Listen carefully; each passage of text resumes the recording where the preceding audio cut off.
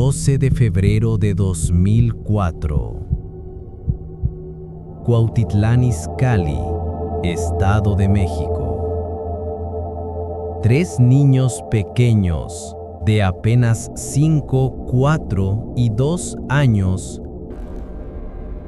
observan aterrorizados la escena más brutal que cualquier ser humano podría presenciar.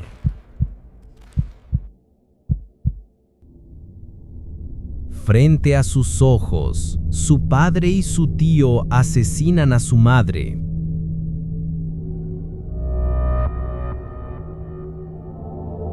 Las últimas palabras que escuchan antes de que los agresores huyan son una amenaza helada.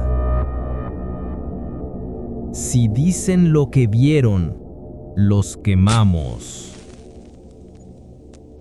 Esta es la historia de Nadia Alejandra Muciño Márquez, una joven de 24 años cuyo asesinato no solo expuso las fallas del sistema de justicia mexicano, sino que se convertiría en el primer caso de feminicidio del Estado de México reconocido por la Comisión Interamericana de Derechos Humanos. Febrero de 2004. Nadia llevaba años siendo víctima de violencia doméstica. Había denunciado, había escapado, incluso la habían secuestrado durante 6 días. Pero cuando apareció muerta, las autoridades del Estado de México dijeron una sola palabra: suicidio. Ese fue el veredicto oficial. Y si crees que eso es lo más perturbador de esta historia, espera. Cuando el perito llegó a la escena del crimen, vio el cuerpo de Nadia y dijo: ¡Órale! Esta sí se quería matar. Este mismo perito, Michelle Acep Sánchez, años después investigaría otro caso que tal vez conozcas. El caso Paulette Guevara. Pero eso no es todo. ¿Quieres saber por qué el perito dijo que Nadia se había suicidado? Razón oficial: estaba menstruando.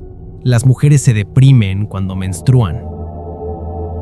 Según su dictamen oficial, Nadia estaba menstruando. Y cuando las mujeres menstruan, se deprimen. Por lo tanto, decidió quitarse la vida. 21 años de lucha. Un asesino condenado. Un asesino absuelto. Primer caso de feminicidio del Edomex, ante la CIDH. Los golpes en todo su cuerpo, ignorados. La casa destrozada, ignorada.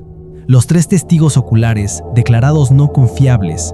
Y lo que descubrirás en esta historia no es solo cómo mataron a Nadia, es cómo el sistema de justicia mexicano la asesinó 2 veces. Esta historia expone algo mucho más oscuro. El caso Nadia Muciño Márquez, el primer feminicidio del Estado de México reconocido internacionalmente.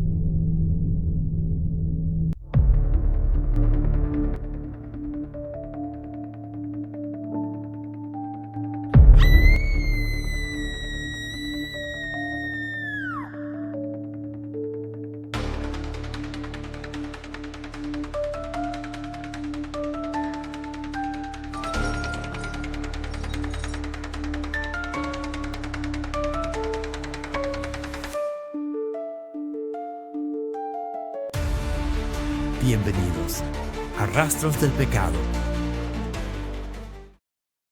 Nadia Alejandra Muciño Márquez era la mayor de 5 hermanos. Una chica alegre, sociable, que disfrutaba escuchar música a todo volumen, como cualquier adolescente. Tenía apenas 16 años cuando su vida cambió para siempre. Era 1997. Nadia estudiaba una carrera técnica en computación y tomaba el mismo microbús todos los días para ir a la escuela. Ahí conoció a Bernardo López Gutiérrez, un chofer de 22 años. Lo que comenzó como conversaciones casuales, pronto se convirtió en una relación sentimental. El 24 de abril de 1997, con solo 17 años, Nadia decidió irse a vivir con Bernardo en unión libre. Ahí comenzó la pesadilla. Bernardo tenía un estilo de vida austero, casi cruel. Nadia tuvo que adaptarse a cocinar en un fogón y lavar la ropa en una piedra, porque su pareja se negaba a comprar lo elemental para el hogar. Él trabajaba de manera inconstante y, lo más importante, no permitía que Nadia trabajara. Los problemas económicos se acumulaban, las discusiones se volvieron cotidianas y todas terminaban de la misma manera, con agresiones físicas contra Nadia. En los siguientes años, Nadia tuvo 3 hijos con Bernardo: Carlos Rafael, José Uriel y Fernanda, todos de apellido López Muciño.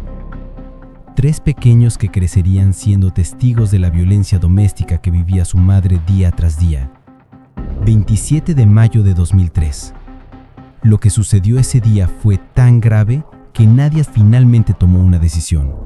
Tenía que escapar. Bernardo la había golpeado salvajemente y esta vez la había privado de su libertad durante 6 días completos, un secuestro en toda regla.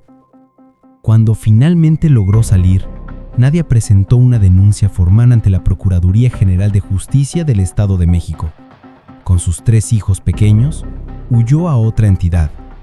Buscaba un nuevo comienzo, lejos del terror. Pero la libertad de Nadia duró apenas 3 meses.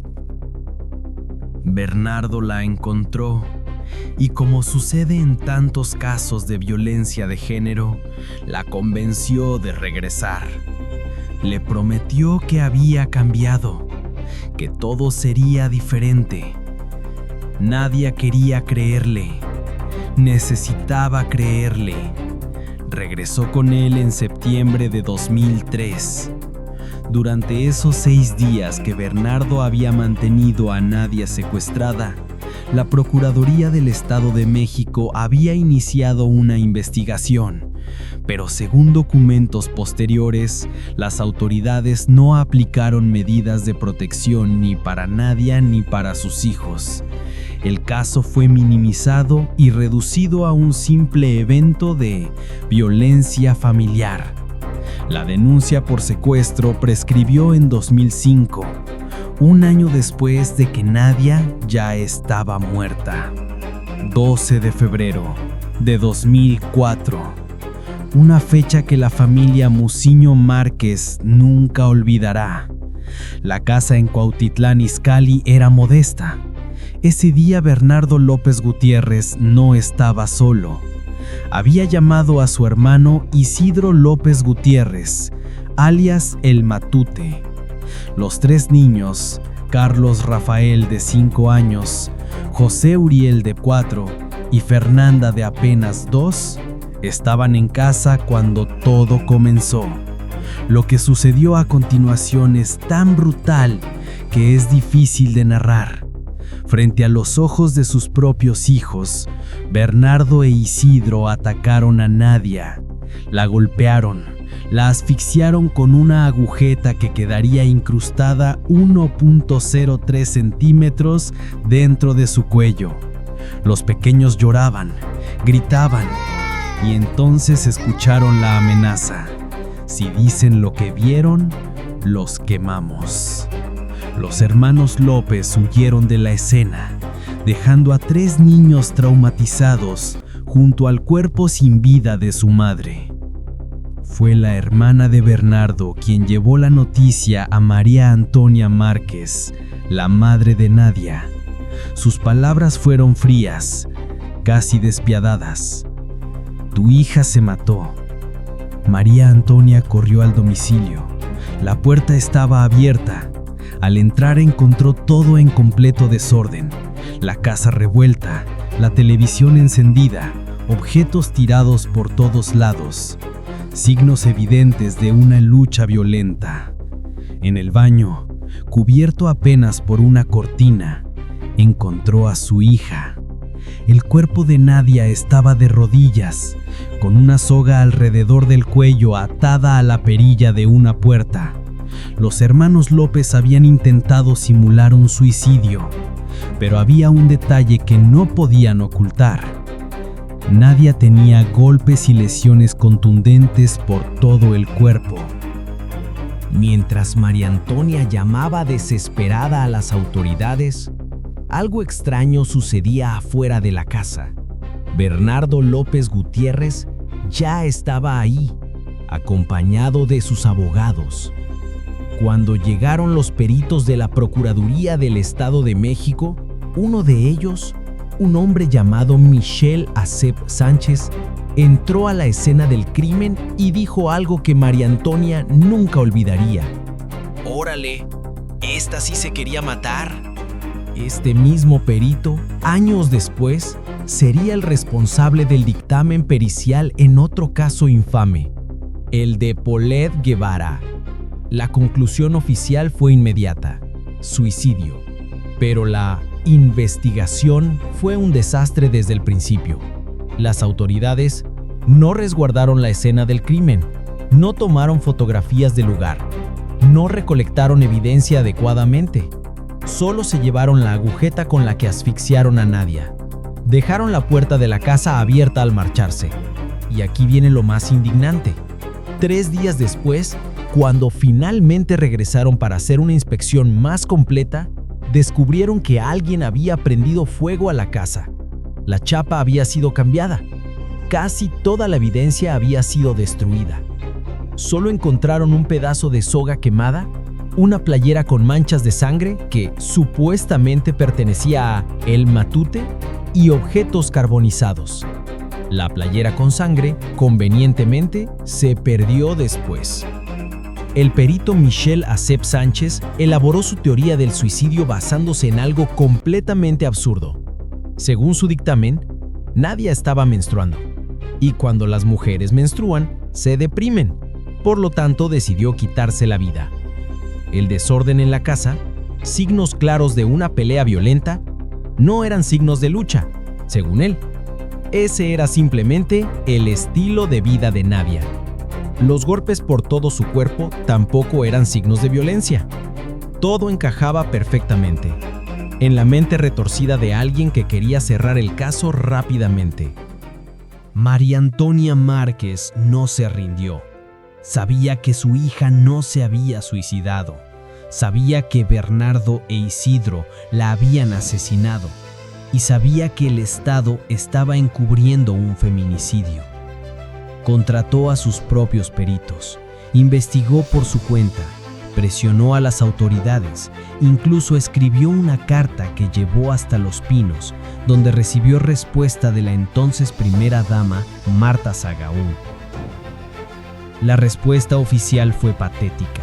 Se habían cometido errores humanos durante la investigación.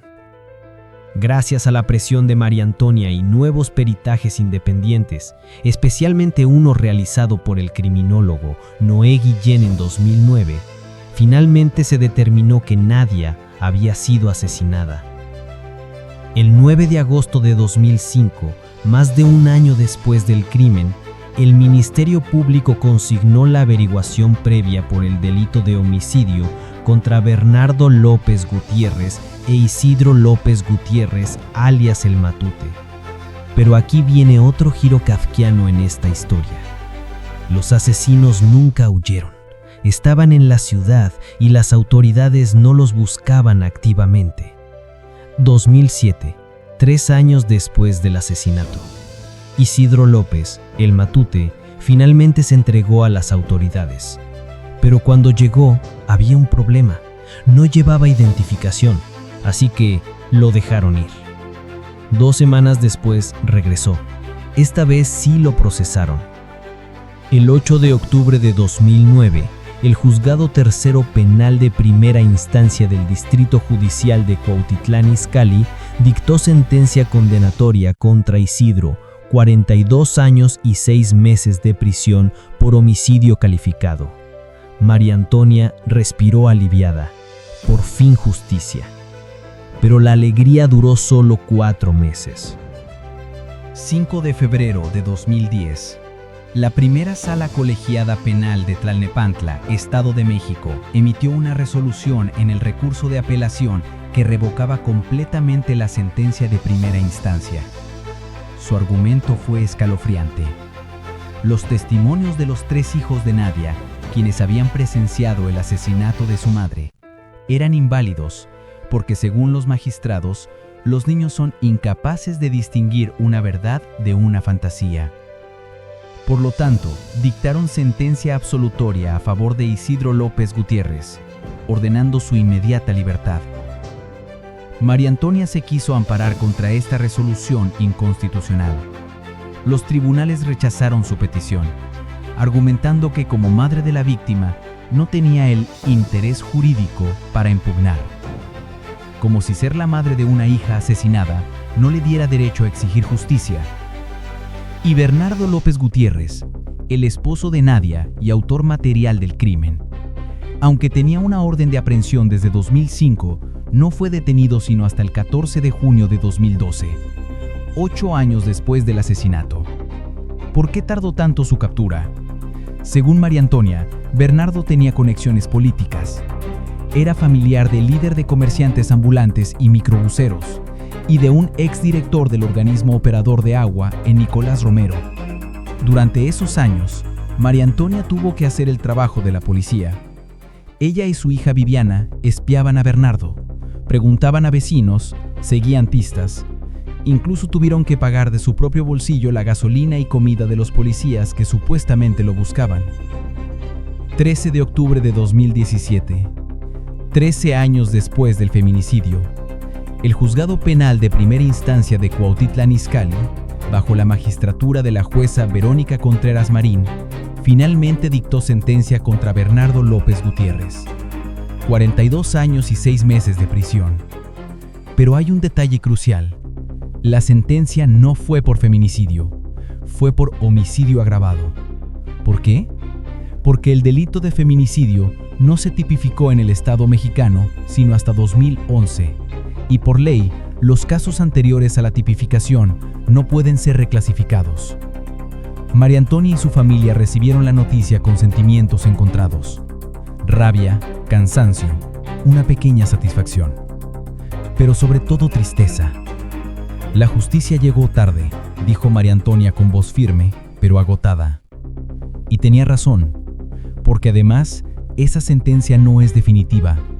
La defensa de Bernardo apeló y hasta el día de hoy existe el temor de que, al igual que su hermano Isidro, pueda quedar en libertad.